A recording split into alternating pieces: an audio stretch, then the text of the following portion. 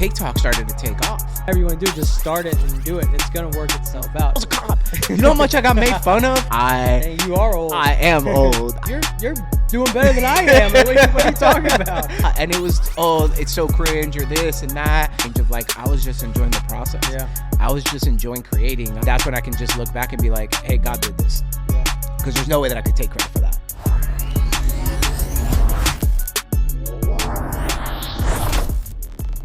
Ready? Long time in the making. Long time in the making. All right, I'll give a countdown and we'll roll. And 3, 2, 1. And welcome back to the Creatively Connected podcast. I'm your host, Chris Rippy, and today's guest is a very talented human being. He's a content creator, videographer, photographer, also at one point in time a police officer. So we've been planning this episode for over a year now, and today we finally sat down and are getting to chop it up, catch up with one another. Ladies and gentlemen, Eddie Marange.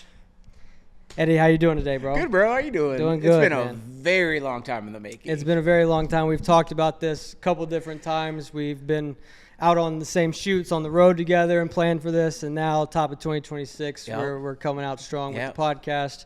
Glad to have you as the Thanks first for having guest. me, bro. This is like a year and a half in the making. Absolutely. It is. We're here today. So yeah, like I mentioned, he is a content creator, very talented content creator, works with a lot of music artists here in Nashville, travels, goes on tour, creates short form content, tour content, anything related to content, he's doing it. So tell us a little bit about your background in content creation and kind of how you first got started with that. Man, they're all intertwined. Like everything just kind of goes together. So that's why when somebody's like, I just got back from a cruise, and then people are like, so what do you do? And I'm like, like how do how do you summarize all of that? You can't just say content. I'm a content creator, because I feel like that has like a negative stigma these days. So I'm like, everybody's a content. Yeah, content creator. It's so hard to summarize it all, but they all just like kind of work together. Like I have on my bio, like, from cop cars to tour buses, because it's like, oh, like, what do you mean? Like, you were in a cop car. Yeah, that's a hook in itself. Right? Yeah. But it was from being a police officer to, I just kind of summarized it as working in country music full time, and it's literally just a dream come true, man. I don't remember your question. How you first kind of got started within content, because I know, like we've said already, you were a cop at one point in time, and we'll touch on that. But did you start creating content in the middle of that journey? Or? No. Okay. So in regards to like starting content, I have always been a content creator. Like I've always been obsessed with social media. I feel like I'm dating myself. Like I'm kind of old, so I even started making content back in MySpace days. Like wow. Dang, you are old. I am old. I was. Who was your top 5 friends? It was just like random people and rappers, because I was chasing a rap career at the time. Okay. Understandable. It was top 8 too. You yourself was going to be a rapper. I was chasing a rap career. Like I was on MySpace music, like chasing a rap career. I had gold teeth. I had pants sagging. Obviously it did not work out. You've been around the world. Bro, it's been, I had a song actually called, it said, been around the world and I seen it twice, which was a lie. Like I had never left Miami. Give us a bar from it. Give us a bar. Been around the world and I've seen it twice. Not on TV, man. This is the life. It was so bad. That sounds like it could be the theme song for what's the show with Will Smith? Fresh Prince of Bel-Air. See, Fresh Prince of I was just Florida. The Florida version. That's funny. But yeah, man, so I've always like loved content. Like even back then, I've always like helped my friends with, like, as friends started, like started getting older. Like one of my friends owned a barber shop, so I like always helping him with his content. I was always making some sort of content. At one point before content was content. Yeah. At one point I was making like country raps on YouTube, because I was like, I fell in love with country music, but I couldn't sing, so I was like writing rap versions to it. And at one point I was 340 pounds, so I was like, had a like video blog of like my fitness journey. It was like Get Fit Vlog, and it was just kind of documenting like the weight loss journey. So it's always like been something, and like nothing ever like took off per se. But like in retrospect, it taught me so much. Like it taught me strategy. It taught me how to be comfortable in front of a camera, how to talk in front of a camera, and like just studying all these things that I did over time that were honestly like really cringy. And now like getting able to do that, and it's still cringy. I still get made fun of for it. Let's be real. But I was working as a police officer, making content about being a cop. I was working at the time. I was like working night shift, so I was like needed on my days off at 2, 3 o'clock in the morning on a Tuesday when all my friends are working. I would just be bored and making content. And I remember like getting free pairs of shoes and stuff. I'm like, oh my god, like this is like the craziest thing ever, and never really thinking like anything past that. And then when I started just getting more and more into video and photo, I wanted to work with country artists, and I didn't have any connections at all. Sure. So I was just like, all right, like I'm pretty social media savvy. Like, let me just start making TikToks about country artists. Let me start making TikToks That was where about I first found you, was TikTok. that's where we first connected. I remember coming across your content and like DMing you, like, how do you do this? Yeah. And having no clue if it was going to work. I was in Florida. I was working as a cop, and I was just making content and not knowing like what I was going to do. So I linked up with a local dude, and he had a show for like 7 people, but I was able to at least have some kind of documentation that I've done a concert. Right. And then TikTok started to take off. And it started to grow, and I started getting emails like, hey, what's your rate for posts and this and that? And I'm like, what are you talking Pair about? of sneakers. I'm like, so far I got these Hey Dudes that were $60. So I had no idea any of this even existed. But then artists would comment like, hey man, thanks for showing love. And then I'd like slide in DMs and be like, hey, I noticed you have a show. Let me film it for free. Let me photograph it for free. I drove 8 hours each way to do a shoot for free. Paid my own Airbnb, everything, just to do the shoot for free. And I remember meeting a videographer, not going to say his name, not going to say who he worked with, but he told me one time, he's like, man, you got to charge now, because I've never had anything I did for free turn into a paid gig. And that couldn't be further from the truth for me, because maybe that was his experience. I don't know why. But for me, every single gig that I've gotten paid to do has a lot of the gigs that I've got paid for now have started off as me offering to do it free. And then they're like, no, actually, we want to hire you now and like do this, which is like mind blowing to me. Cause like I didn't set out to do this full time. I just set out to do this because it was fun, and I love country music, and I love going to concerts. I love video, and I love photo, and I love like socials. And it was just crazy to like, as I started to grow, I started coming to Nashville more, and we did 4 days on, 4 days off. I'd spend 4 days, my 4 days off either in Nashville or on tour. And it was just, it got to the point that I was just like, I can't do both. And me and you had lunch, and you're like, bro, like you need to just move to town. And I remember I remember I came to Nashville like 3 times in 1 month, and you like sent me a DM like, bro, just move here already. Like, I'm tired of seeing you on a plane. Just get your ass here already. It was just scary, man. Like, I enjoyed being a police officer. I felt like I got to help a lot of people. The money was good. There's a good pension. There's good benefits. Like, the list goes on and on and on. So it was scary to leave something. It's not like I was at a job that I hated and I was miserable at. But then, like, after everything started, and I feel like God opened up so many doors for me to do what I get to do now. And there was just so much prayer and so many things behind that I felt like I would be like disobedient not doing that. And I even struggle with that, because I'm just like, well, why would like God be calling me to do something cool or fun? Yeah, don't feel deserving of it. Yeah. It's like I felt like you have to suffer. And I had somebody call me out, like one of the pastors I was talking to, and they like called me. I was like, why do you think God's calling over your life can't be fun? And I'm like, dang, like that's just like such a jaded perspective, like such a skewed perspective. And took that step out, man. And it's been the scariest, coolest, wildest, funnest, highs are high, lows are low ride ever. Yeah, I can imagine, especially like just jumping from something like that is such like a, like you were saying, benefits and pension with your job as a police officer, and everything's already established, and to just kind of up and leave it. I know you didn't just decide and up and leave it. You thought about it, and like you mentioned, we talked, I was telling him multiple times, get to Nashville. You're talented. People know you're talented because you've built up the social media following on TikTok and Instagram. And it's like the clients are here waiting on you. You gotta make that jump. But for someone that's like, maybe they're working a full-time job right now, and they're, everything's not necessarily bad. Maybe they're comfortable there. What would be like your one piece of advice you would give to them if they're thinking about taking a leap of faith and trying out something that's kind of out of the ordinary? Yeah, so it's wild to be asked that question, because I remember asking that question to other people, like, hey, how do you get started, or what do you do? Yeah. And then I now remember you was asking me that and I was like, bro, you're doing better than I am. Like, what are you talking about? well I Exhibit A, Yeah. like asking you, because I see you out on the road and doing it. I'm like, how do you get there? How do you do that? And now I get DMs, people asking me that, which is so crazy. Yeah.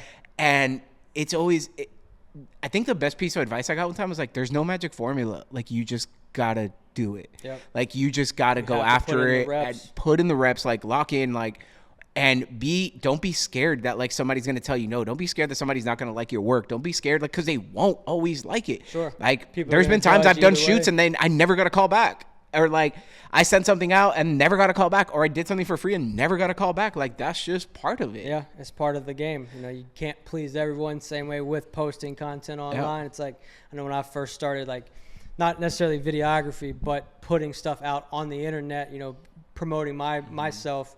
I was always worried, like, oh, people are going to make fun of me or judge. Well, people are going to judge you either way, and they're going to make fun of you either way. It's just, you know, human nature. I'm a grown man that started making TikToks, bro. Like, I got made fun of, and I was a cop. You know how much I got made fun of? I can imagine what was going on inside It was a lot. And it was, oh, it's so cringe, or this and that.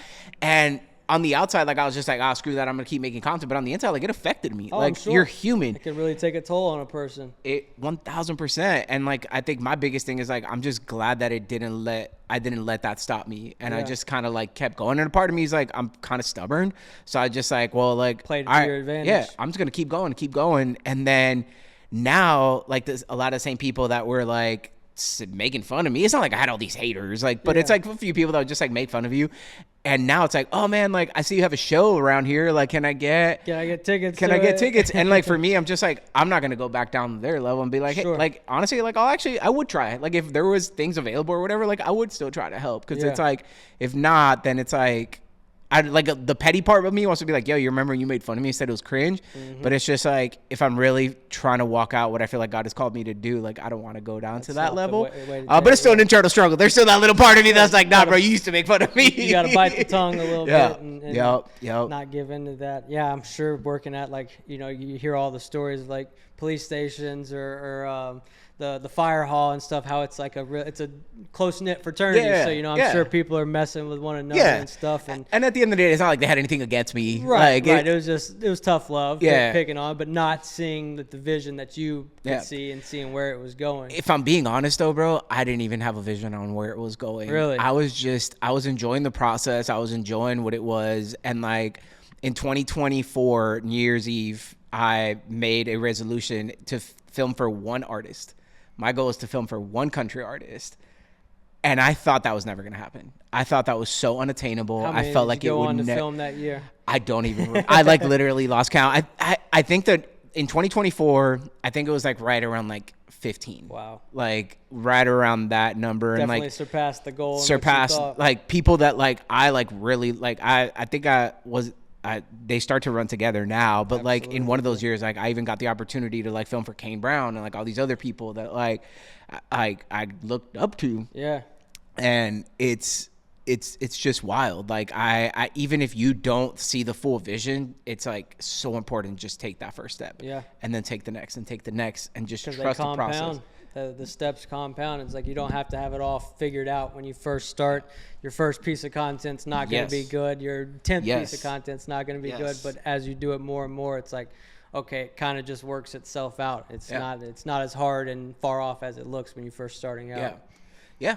And you're like exactly what you said. That version that you have now, you should look back on that. I do look back on some of that content that I was making before and be like, oh, dang, they were right. That was like terrible. Maybe I should have gave this up. But I went from, because even before that, I was an EMT. So at one point I was making EMT content. I was making police content. I was giving social media strategy tips. I love like encouraging others. So I had another one about like empathy and encouragement and all these other things. Like I tried so many different avenues of so many different things. And had I just tried to figure it out at once before, I wouldn't have got to where I'm at now. Sure. And I think that's another thing that will hold people back. Like I just had a conversation with some dude on DM. Like he was asking me like what I thought about something. He's like, well, I'm just really stuck like on what do I name it and what do I do this? I'm like, it it doesn't matter. Doesn't matter Like as much as you just think. post your first video, post your second, and just keep going, and it'll evolve.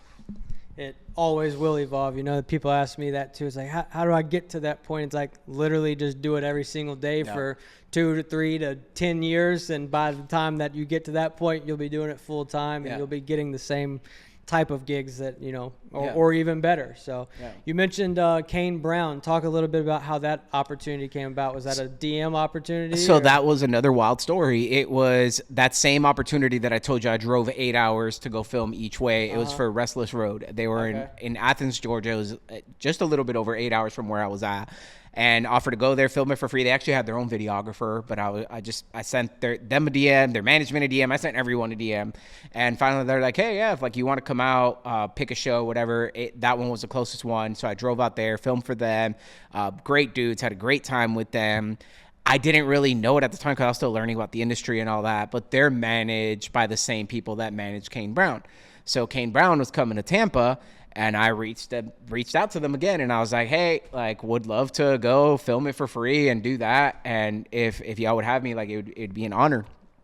And they were back, and they're like, "Oh my God, yeah, like we'd love to have you. That'd be great. Can you actually do 2 nights instead of just one, like this and that?" And I was like, "What?" And then I get there, and it was my first time filming at an arena, and I'm like meeting with their team. Their team was awesome, super welcoming, and they were just like, "Hey, like night 1, don't get on stage." And I'm like, "I get to go on stage on night 2? At what?" The last time I was in that arena, I was the upper deck last row, not exaggerating. It was for Blake Shelton, and I was literally in the upper deck in the last row. And now somebody's telling me, "Hey, hold back for this one just so you can get a feel for the show, and then night 2 you're good because there's fire and this." And I'm like, "What?" That's absolutely crazy. I mean, just like being thrown in it and not expecting to get any kind of, you know, access or anything. Yeah. I remember my first time being honest, and it wasn't with Kane Brown or anything like that. I mean, it was a really small stage, but even then I was so like worried about tripping over cords and cables, no pyro involved in that one. But it's just like with that, you know, stature of artists, it can be nerve-wracking. For sure. That was the first arena. The first concert I ever filmed for was I met this guy that was doing live music at a concert, at a venue in Tampa that does like live music. And he got off stage, and I was like, "Bro, like I'm just starting to get into this. Would love to do something for free." He's like, "Yeah." It was 7 people there at a little county fair in Tampa and the 7 people were barely even paying attention. They were like eating their like elephant ears. And it was the same thing. Like I had this rush, and I was like, "Oh my gosh, please don't let me trip in front of these people." And then like you're nervous because you don't want to get in the way. And like there's just so many things that go through your mind.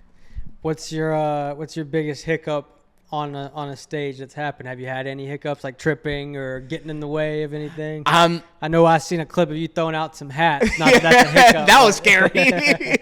I haven't necessarily had any like hiccups, thankfully, because I'm so careful because I'm not athletic like at all. So I'm like extra careful of like where I'm stepping, where I'm at all times. And there's been a couple times that it's like, "Hey, like during this part of the song, like just try to stay away." But like nobody's ever been like rude, like, "Hey." And it's just like as you start to work with artists, you like anticipate that, so you know. But at first it's like, "Hey, just like during this part of the song, like for this next show, just kind of like don't do this until this." And it's like, all right, cool.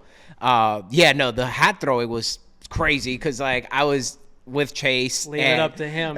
Lean it up. I'm like, I have the camera on him for him to throw out because every show he gives out his darling hat. And I'm like leaned in, like have my camera ready. And then I'm like, I'm not even looking at him. I'm looking at my camera. And I just see him on the camera go like this. I'm like, "Get closer." And he's like, "Give me the camera." And then he takes the camera and he just gives me the hat and it's like, "Throw." I'm like, "What?" So now I'm looking at all these people that are like waving. I'm like, that was an arena show. It was at an arena too, because we were direct support for Keith Urban, and I'm like, I don't know what to do. So funny. I like kind of go to this side, like I'm trying to remember what he does. Like go to this side, and then I just like blanked out and just threw it somewhere. And it felt like I was doing that for 30 minutes, and when I watched the clip, it was literally like 7 seconds. In that moment when you're on a stage in front of that many people, especially given a role of throwing out a hat, like I don't know, you kind of lose track of time. Like, shows go for like 30 minutes to an hour, but it really feels like it lasted all night. So my heart is racing just reliving that right now. Talk about that tour that you were on with with Chase, and then he was opening for Keith Urban. How like I mean, I know you just left being a police officer earlier this year, right? Yeah. How is that transition from being, you know, a police officer in a cop car to then being on a tour with one of the biggest country artists in the world? Bro, it was Like the lifestyle and everything's got to be night and day. It was so wild, in the best way possible. And like, I feel like the good thing about country music is that it's not that crazy. Like, it's not like there's drugs everywhere. It's nothing like that. Like, people drink and stuff, but it's not that crazy. People think backstage is people think backstage is insane party, and it's like, you're gonna be very disappointed when you see what happens. But it was so wild because it's like coming off of being a police officer, and even after that, I had just kind of started dating someone, so that was another thing kind of keeping me in Florida. And then we broke up, and I was like, you know what? I'm just going to Nashville. Like, screw it, I'm going. And then I was originally going to move to Florida. I was originally going to move to Nashville a couple of weeks after, and then I got the opportunity with Chase. So I ended up just like packing half my things and moving up early, Making the move so a lot I could easier. be here for when the tour started.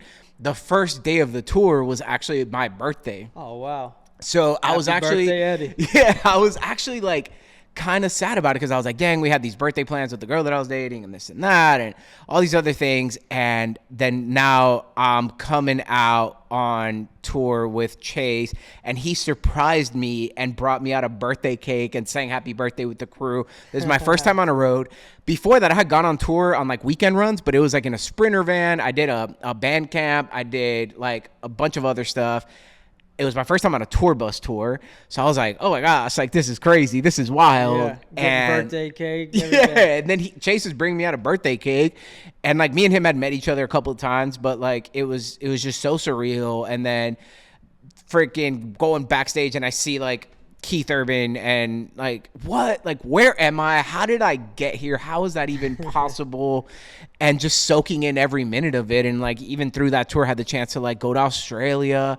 We went to Hawaii, and I think back on that, and as those sentences leave my mouth, I'm just like, how did that happen? Yeah. Like, there's no What did other. I do correctly to get in these?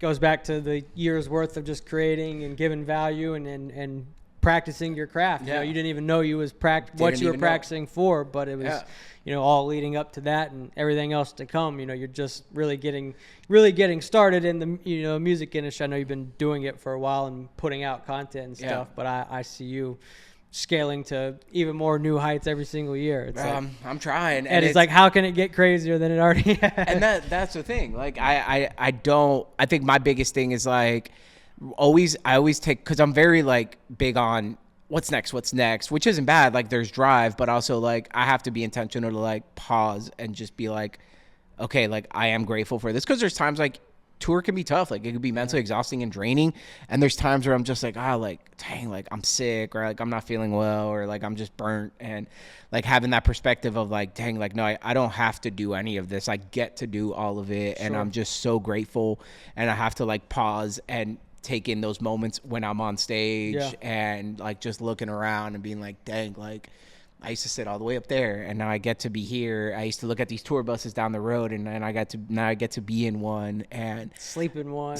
Well, barely sleep, because I don't sleep good on it. But yeah, sleep in one. Take little naps. Yeah. Hey, I sleep really good in buses, surprisingly. There's like two a little types of chamber people. you go Yeah, it's like a into. little chamber, and it rocks you to sleep, and people are like, best sleep you'll ever have. For me, I just take intermittent naps all night. Yeah, I get that. But you probably do editing and stuff. Do you edit after the shows? I like to just get it done. So the moment we come off stage, I go straight into the green room, and I'm editing like fully locked in. Yeah, I found it that it's best for me to like start the edit, get everything uploaded, and get going on the process, whether you finish it that night or not. Yeah. But if I get something going the night before, it makes it a lot easier to just jump in and not have to sort through footage and do all that. Because by the time, if you wait, you know, until the next morning, say 10 a.m., you're already at the next venue, and it's like you got to and then relive it something all cool over pops again. up during the day. You're like, oh crap, I got to edit, and I'm really behind, or this and that, or like yeah. What would be your for someone to say a videographer, photographer that's just getting started in concerts and touring? What piece of advice would you give them as far as, you know, not even necessarily shooting, but just kind of how to maneuver through the day-to-day touring lifestyle? Yeah. I think it's having very good self-awareness and like making sure like you're in tune with yourself, because I think that it's not talked about enough, like the emotional toll that it takes on you when you're touring and you're kind of day in and day out, and how easily it can become jaded. There's in every job anywhere, there's going to be people that are negative. That's just life. And I think it's keeping that perspective of like, no, like I get to do this. Like I could be like working somewhere else or doing this. Like for me, it was like I could be getting yelled at by all these people, or like having to like get shot at or this and that. Like I get to do this here. And I think like it starts with just that perspective change, and like just maintaining that gratitude, maintaining that like I don't have to do any of this, I get to do all of this. And I honestly think that's the biggest thing. Like it just starts with the mindset and being a thermostat, not a thermometer. Like when things are negative, like don't just jump in, like be that person. Don't add fuel to the fire. Be the person that changes the temperature of the room, and like take that moment to encourage others. Take that moment to encourage the artists that you're working with, because like I was so surprised to know like how little support artists get sometimes.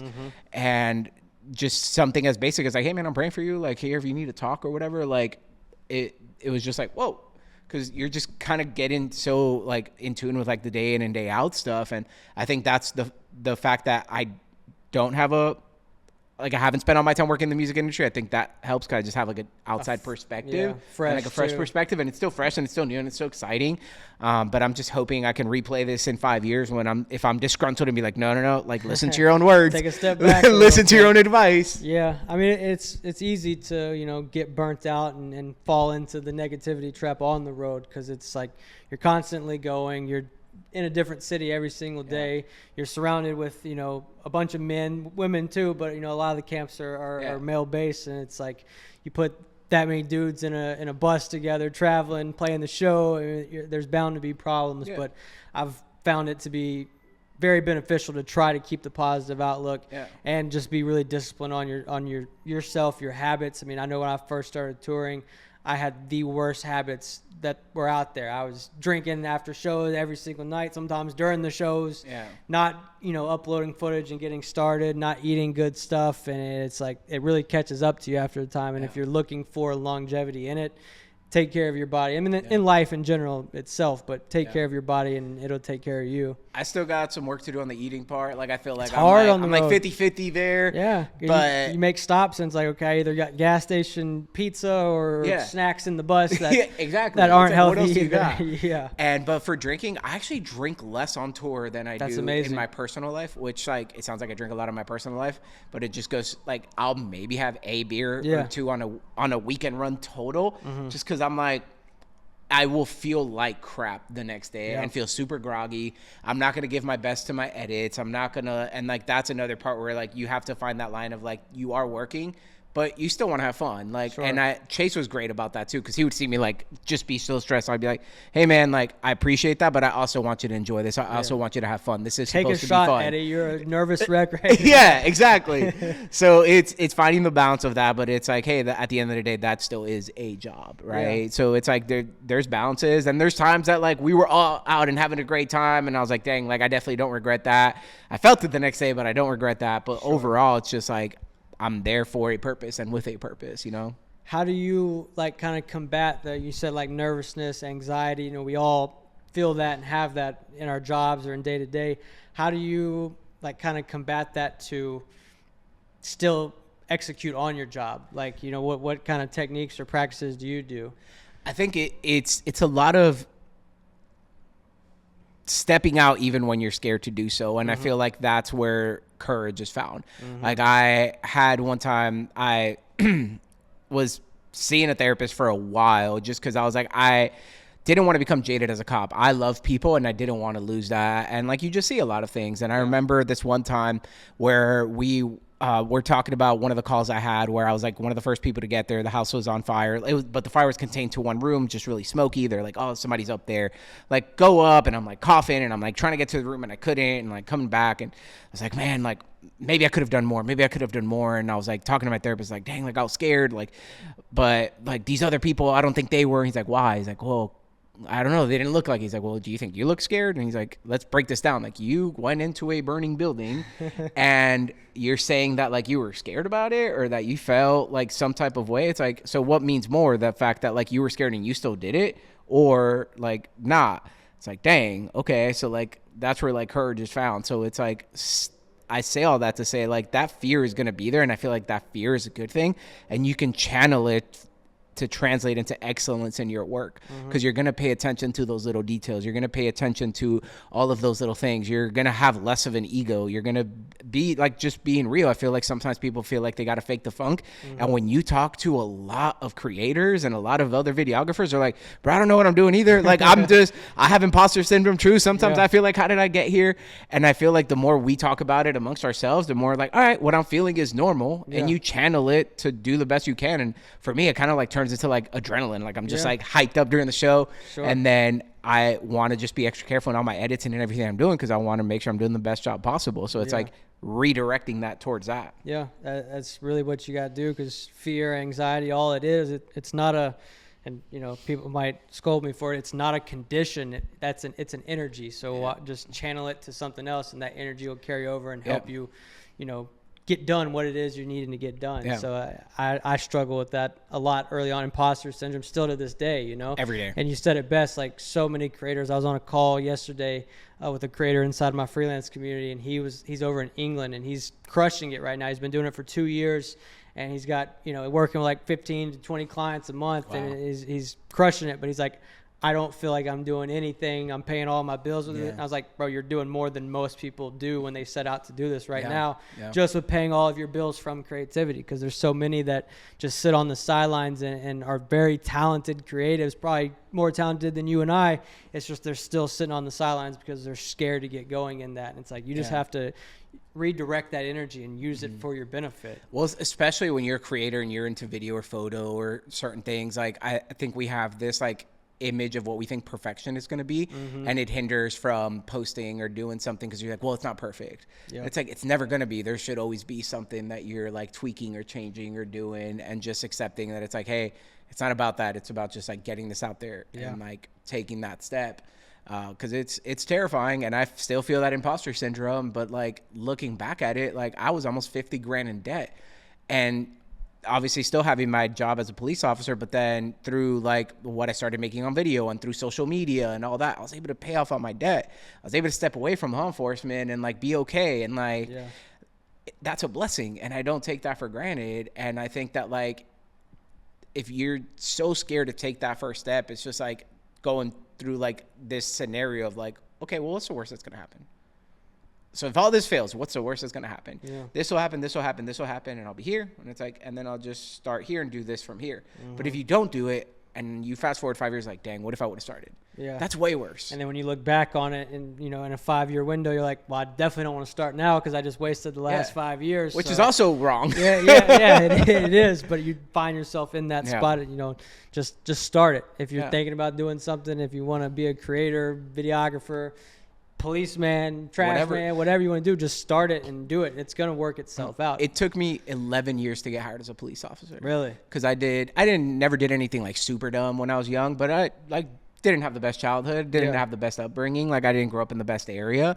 So I did some dumb stuff. And it took me 11 years from the time that I applied to my first police department to the time that I got my first job as a police officer. 11 years, rejection after rejection after rejection after rejection. And it's just like, no, like I'm going to get here. And even like content, like, over the last like year and a half, 2 years, my TikTok blew up. But before that, I've been making content for 20 years.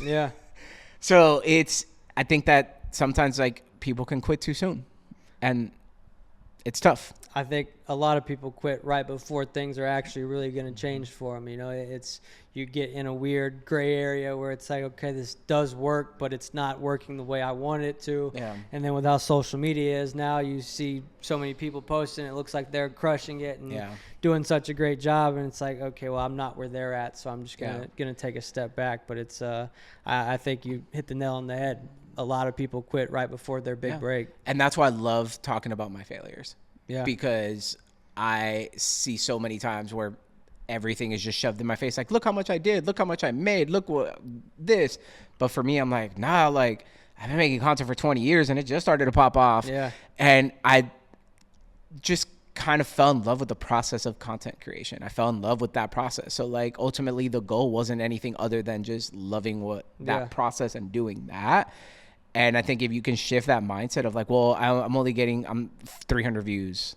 I'm only getting 1,000 views. Like, just fall in love with what you're doing there and like keep going and keep going. And like with like 300 views, I'm sure you've seen, everyone's seen it. Like, I think Gary Vee is the one who started it. Was like, if your content gets 300 views and then he like photoshopped him in like a little arena in a room with like 300 people and then like 10,000, it's like when you really put it into perspective like that, it's absolutely insane, to be honest. Like, thinking about talking to that many people, but that's the power of social media. It's like you could literally, you or I or the next person that just started an account could post today and get in front of 10,000 people. And it's just, I don't know, it's kind of mind blowing when you think about the power of social. Yeah.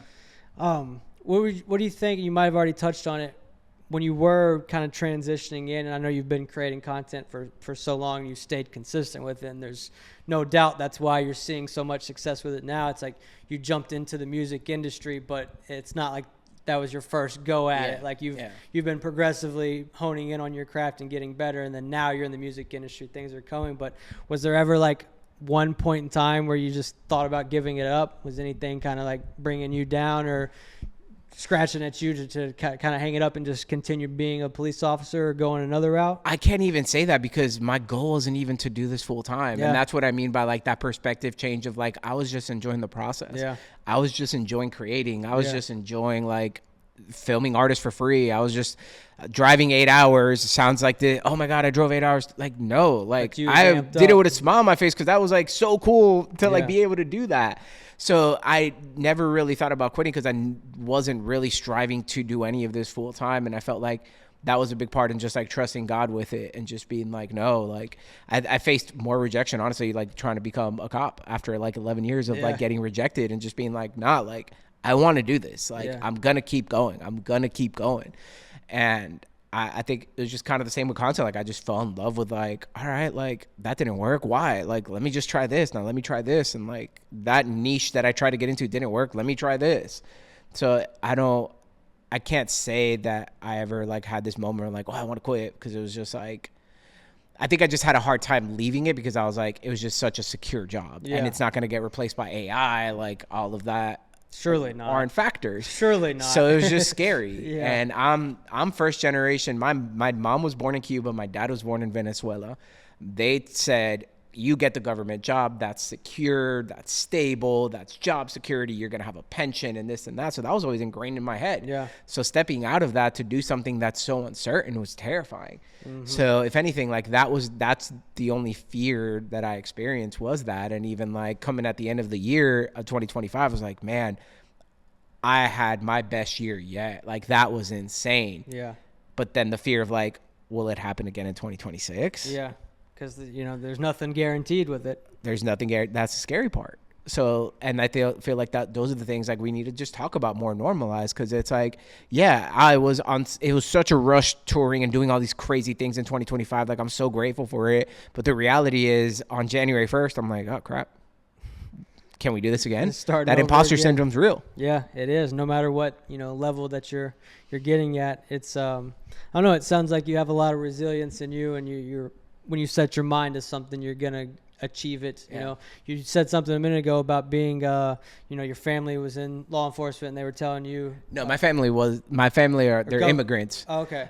But since they came from like mom born in Cuba, dad born in Venezuela. They just came and it was like just ingrained in you, like, hey, like at any point, like these companies and all that, like there's just no security. Yeah. So like, but if you work for a government job, hey, like, it's more secure, like it's more stable, like you're gonna have a job, like you don't have to worry about whatever. So like that's just what was ingrained. My mom worked for the state, like but she had some like just lower level job, and that was just what was ingrained in me. With that experience and that being so pushed on you, you think that people that are considering chasing something out of the ordinary like what we do, you think that is what holds a lot of people back, is like outside, voices from whether it's parents or friends, like, saying go the more secure route and don't. I think outside voices and inner voices, and unfortunately a lot of our inner voices were shaped by outside voices that we heard our whole life and we don't realize they're still there. Yeah. And I think that it plays such a big factor, and it's such a big step to bet on yourself and do it. But if you're in a position where you can have your job, but like you're still, like Gary Vee says it, like you have your 9 to 5, like what about your 5 to 9? So if you're putting in that work and you're like literally looking back and you're like, hey, every moment of my time, I didn't spend it on Netflix, I didn't spend it doing this, like every single moment of my time I spent doing this. Sure. I would be on a road trip and I would be listening to podcasts on content creation, and I learned how to use a camera on YouTube. Like I spent literally all of my time learning how to edit it. Like even now, like I will watch like tutorials on effects or editing tips or how to become a better content creator, storytelling or anything. And if you're actually doing all that and going after it, like, and you just bet on yourself and go for it, like, it's scary, and it should be, but that fear, I feel like what we talked about earlier, you channel that fear into action and drive, and you just keep pushing and keep going and learn from what could have been better, and you use that information to like continue to elevate and grow. And I'm big on my faith, trusting God in that process and recognizing like we never see the whole staircase, but we just see that one step at a time, and you just take that one step and that other one.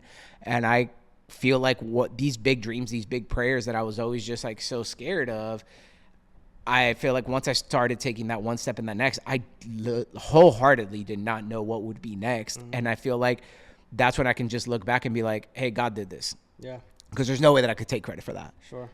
So, yeah. He let it work out. You having faith is huge, especially being a creator. It's like January 1st came, 2026, new year, there's nothing guaranteed, but it's like over the last 2 to 3 years, I've had that same feeling at the top of the year. It's like, wow, I had a really great year. You just got to have faith, If God pulled you through that one and let you have such a great year, he's not going to leave you astray, and not saying that everything's going to be perfect and there's going to be no problems, but like it's going to work out. Yeah. It's going to work out. Yeah. Well, what's next for Eddie? What's That's a great question, bro. I have no idea.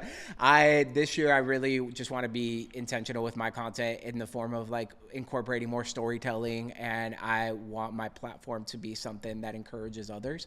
And using that through my story, I still want to keep talking about country music. I still want to keep promoting artists and helping artists. Like my ultimate dream is to like discover and develop artists. And I feel like that would be such a privilege and such an honor to help somebody else's dream come true. I feel like that would be my dream come true. Yeah. And I want to keep honing in on my craft. I want to get better at being a better video, better photographer, better social media strategist, storyteller.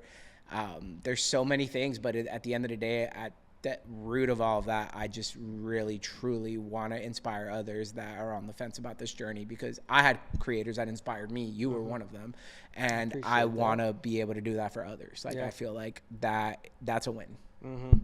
I think you're doing a good job of that so far. We're hard on ourselves. We don't give ourselves enough credit, but you're doing the damn thing, Eddie. Keep that work up, man. I'm super glad we got to sit down for this episode. We've been planning this for a minute. Any last pieces of advice, motivation that you'd like to give to any creators out there that you haven't already gave? I feel like we already said this, but I think the biggest thing is that very thing that terrifies you and scares you, that you're just so hesitant to go after, is the very thing that God can bless to get you to the other side. You just got to be willing to take that first step and take that next step, and don't be scared to pray that big prayer. Don't be scared to chase that big dream. When you look back on our very short life, you're going to wonder what would have happened if I would have done it today. There's so many people that say next year. We're like, we are here at next year. And do you want to look back in 2027 and think, man, if I would have started in 2026, everything would have been different? So just go after it with all you got, and your future self will thank you. I think this is the moment where you're supposed to drop the mic and just walk off. Eddie, my guy, thank you so much for joining. Yes, sir. Guys, Eddie Marange, you can follow him on all social medias. I'll link those in the video. Thank you guys for tuning in to another episode of the Creatively Connected podcast. We're getting the ball rolling in 2026. We're going to be putting out episodes weekly, so Y'all be sure to subscribe, download, whatever you do on podcasts these days. I don't know. Hit the like button, hit the follow, and yeah, you guys know. Eddie, thank you so much Appreciate for joining you, bro. us, Thanks guys. for having me. Thank you guys for tuning in. We'll see you guys in the next one.